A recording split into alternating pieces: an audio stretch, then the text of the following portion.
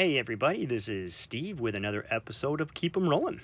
I hope everybody is doing fine out there. And for those of you who might be watching this for the first time, welcome. For those of you who have recently joined, welcome. And for all my longtime subscribers and viewers, etc., thank you.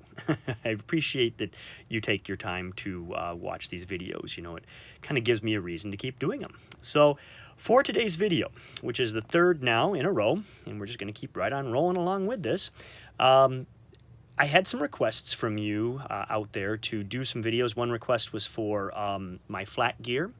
Another request is for my Navy collection, and I'm going to get to them. In fact, the Navy one was going to be today, but things changed. I was down in the room working, and I was cleaning off a shelf, and as I was putting the field gear back on the shelf, I thought, let me film it first before I put it all back up there and then have to get it all down again. So what we're going to look at today is my D-Day collection. What I've decided to do is put together a collection of field gear, and I love my field gear. Okay, I wanted to put together a collection of field gear that represented what just a generic infantryman would have carried in on the Normandy invasion on June 6, 1944. And I wanted the equipment to be mint, or really, really in great shape. There's just a few pieces that you're most likely never going to find mint. But it's a pretty lofty goal, and I think this is what I love about this hobby so much, is that I'm in no hurry. I could go on eBay tomorrow and literally buy every piece I needed. But what fun is that? The pieces I have here have been acquired over years of searching. They've been pulled out of estate sales, antique shops. They've been traded amongst friends. They've been bought with friends. So just lots of great stories behind assembling this collection. And it gives me something to do. Every show I go to, I have that checklist of, okay, what type of field gear can I find for my D-Day invasion collection? So it's just fun. So let's get started. We're going to start with this. This is the ubiquitous invasion armband. Lots of reproductions out there, unfortunately. Lots of fakes out there, unfortunately. This is a legitimate piece right here. I got this in just a fantastic grouping. Belonged to a gentleman. I have his uniform, I have his equipment, just lots of really cool pieces. In fact, I'll do a video on his stuff here in the future. And this was part of it. And the story behind it was that he was due to go on the June 6th, 1944 invasion, and he was pulled at the last minute. His unit was pulled out, redetailed to something else, and he didn't go until quite a bit later and did not need to put the flag on his jacket, but he had been issued the flag for the invasion. So he just put it in his pocket and kept it, brought it home, and it became part of his wartime memorabilia. Now, it was explained to me that the way the flag worked is, if you look closely here, you can see up at the top that it's got this really kind of huge space between the stars and the top of the flag. It just looks awkward, it doesn't look balanced. And it was explained to me that the flag would be sewn via that big kind of empty, or that big broad stripe there, and then flipped over. And in doing so, it would make it look correct. And then it would be stitched around the other side. So it was just an easy way of sewing it quickly to a uniform. But right out of his collection, so it's a great way to kind of kick off this D-Day equipment. Next up, I'm just going to grab random pieces here. I have the T-handle shovel. Now, I don't have a cover for it yet. I've been looking for a cover, but every time I find them, they are really, really expensive. So I've just been kind of biding my time on buying a cover for it. This shovel actually has an interesting story in that, and I might have done this in one of my previous videos. I cannot remember, but I was at an estate sale last year, and I went to it because they advertised Militaria, and it was a huge sale. Lots of outbuildings, a house, just almost hoarder type of sale. And they'd moved all the military stuff under their kind of cash tent, if you will, and you had to ask to see it.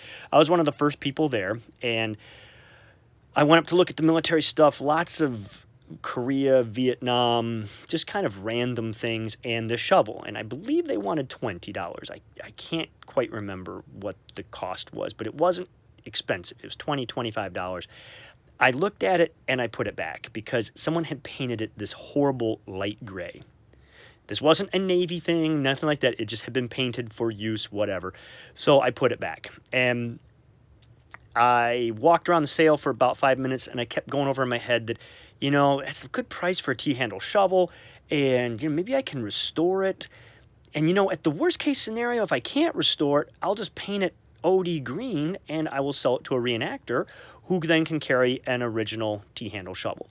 So I went back, decided to acquire it, and they wouldn't let me carry it around. They had to keep it back behind the sales tables, if you will.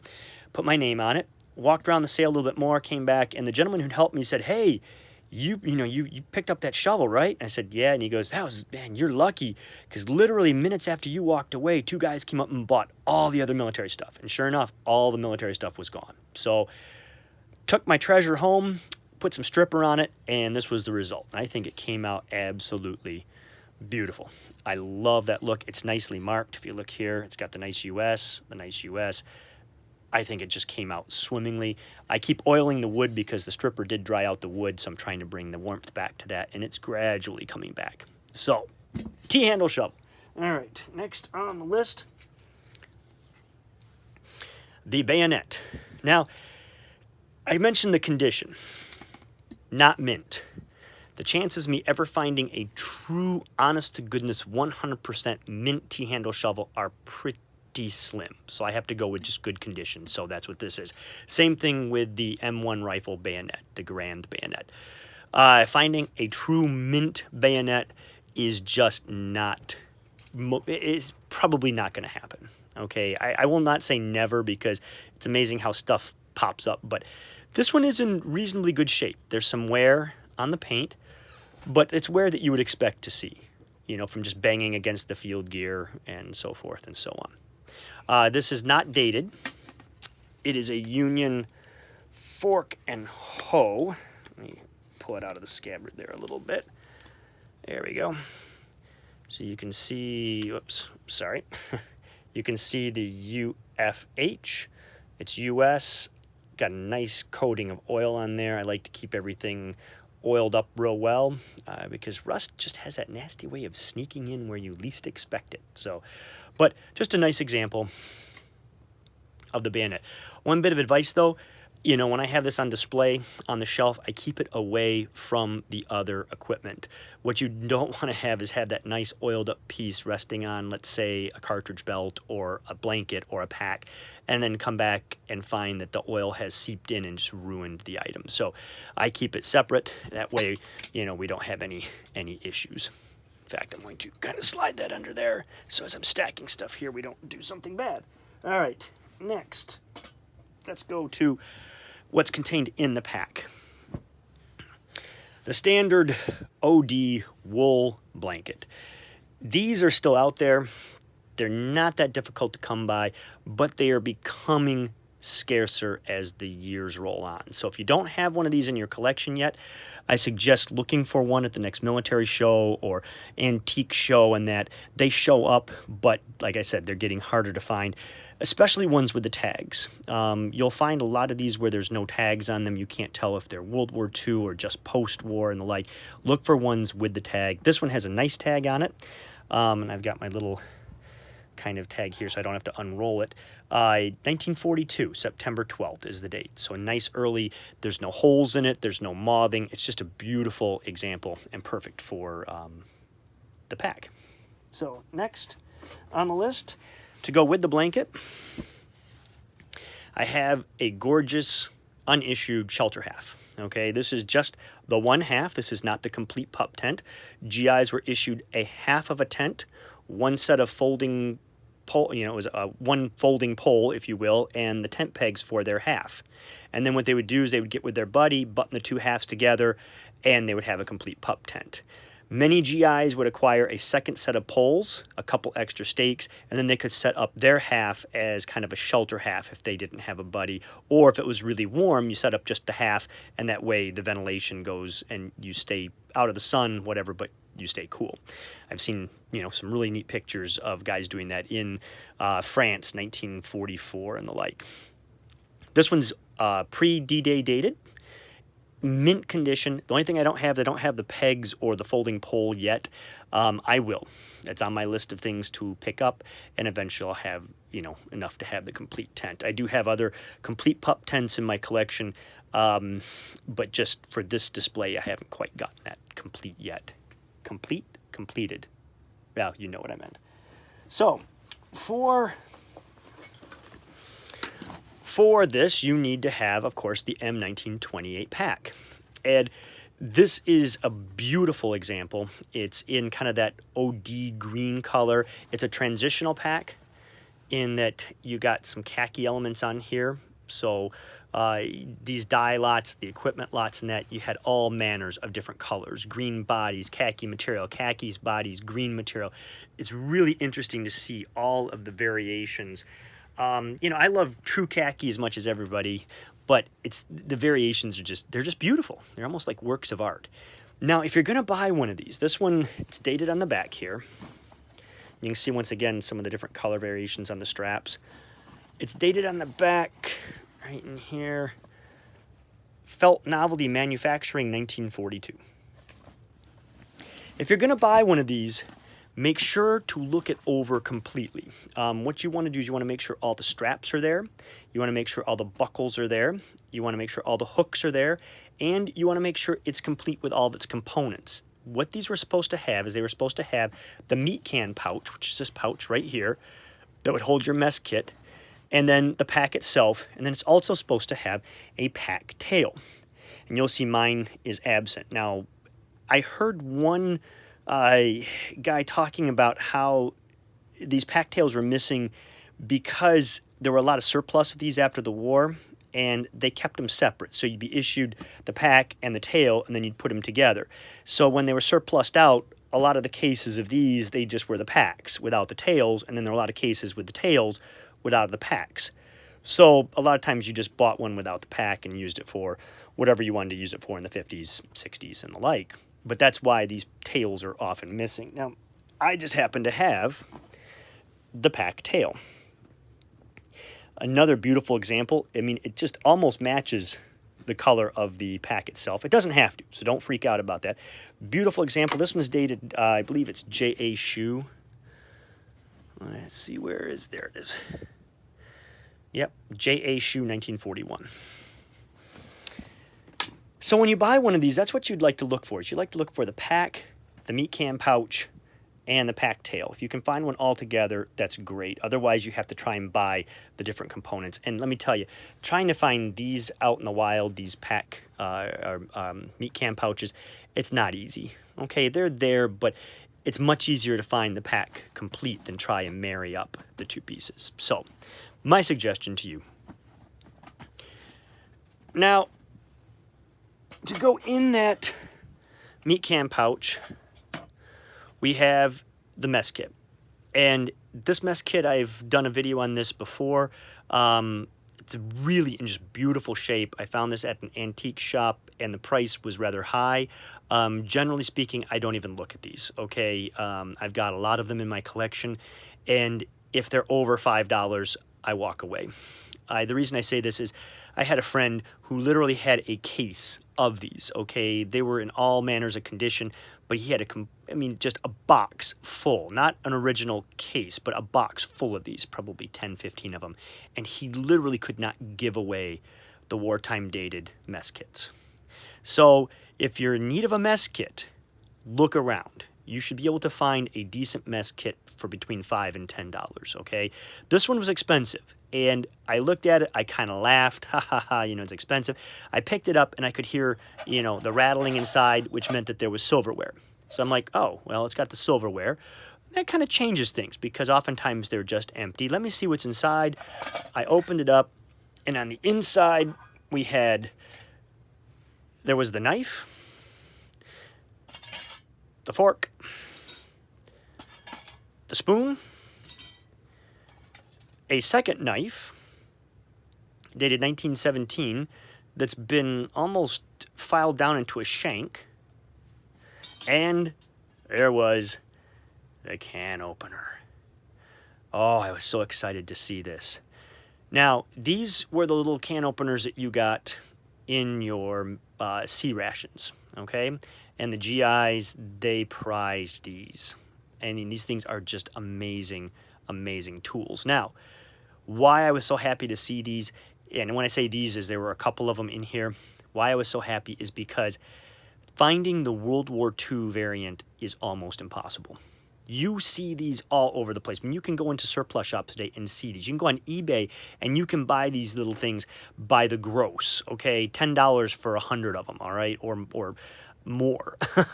So they are out there, but they're all the post-war variant.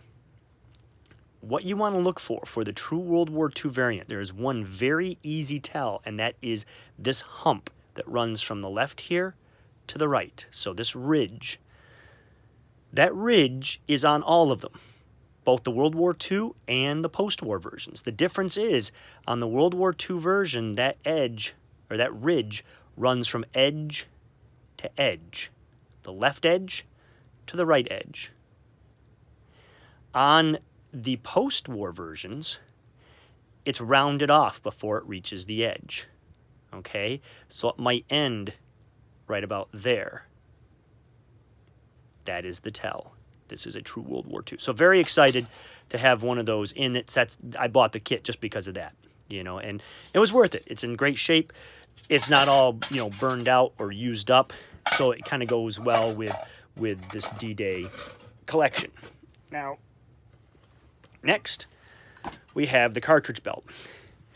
An absolutely beautiful minty cartridge belt. This one's dated 1942. And what I like about this belt is how unusual this belt is. First of all, the two halves are matching. It's got all of these threads down here, which are just kind of left over from the manufacturing process. Okay, so that shows you how unissued this belt is. It's got the khaki two-tone flaps, so it's got that transitional look, but it's only transitional on one section. The other section is not transitional. So they married these two halves together at one point. And, you know, I've had a couple people look at this, and we like to sit around and speculate. But basically, you know, these companies, you have people putting this stuff together, and nobody cares. You know, it's funny how collectors today, we are so driven about, you know, everything being matchy-matchy.